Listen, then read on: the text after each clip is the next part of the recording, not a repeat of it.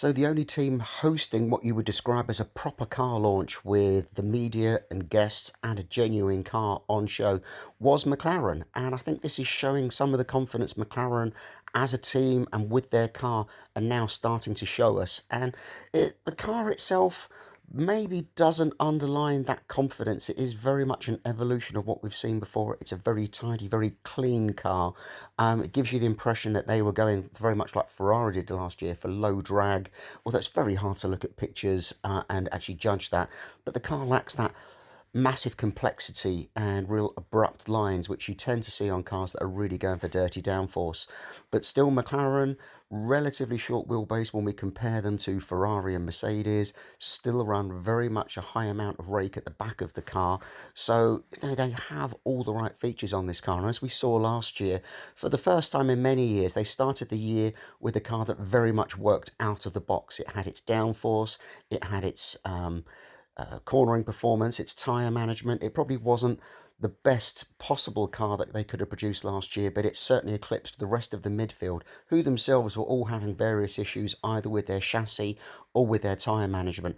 McLaren largely did the best job of the midfield last year, and I think this car really should cement that position because if they can maintain their tyre management, maintain their reliability, which is still a question mark with the Renault power unit, but if they've then got the chassis working really well around it and they can improve upon that, which is what I think they really seek to achieve with the MCL35 here, shows that potentially McLaren can solidify their position at the front of the midfield.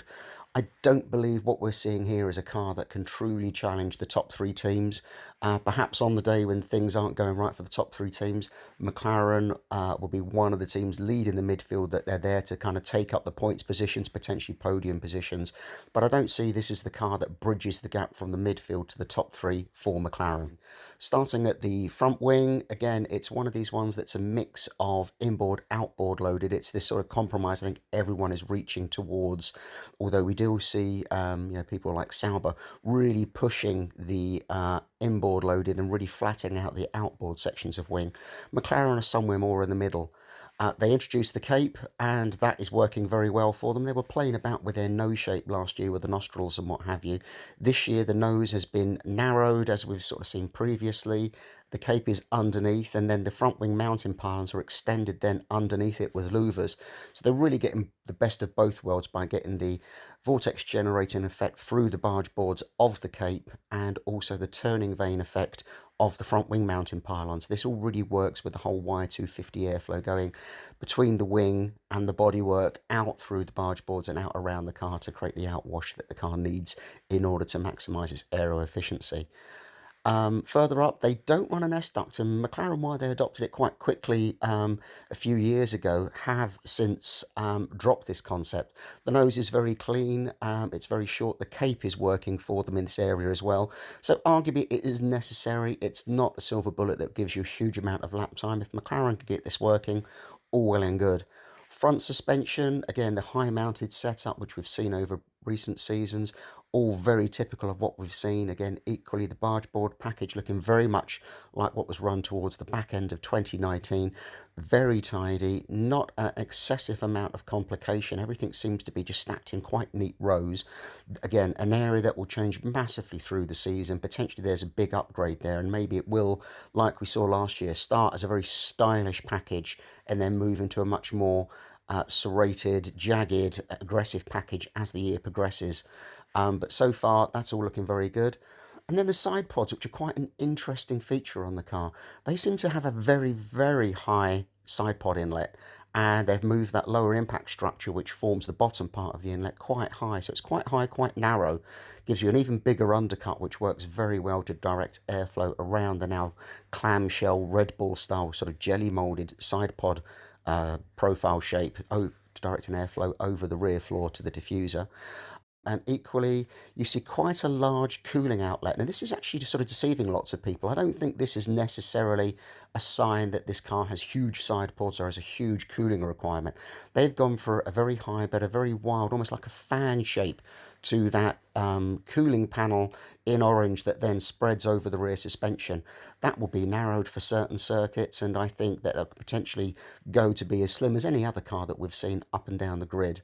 Bang in the middle of the car was one of the most interesting features. We saw some sneaky pictures of this with the teaser shots that McLaren released while the car was being developed and the seat fits were being completed. It wasn't, as I suspected, a blade type roll hoop with inlets mounted either side of it. Instead, they've got a very narrow inverted V-shaped roll hoop passing up the middle of the inlet area, and then they form inlets all in and around that in a kind of a Mercedes style, but this is a little bit more complicated, much more tightly packaged. The overall roll hoop inlet is quite narrow.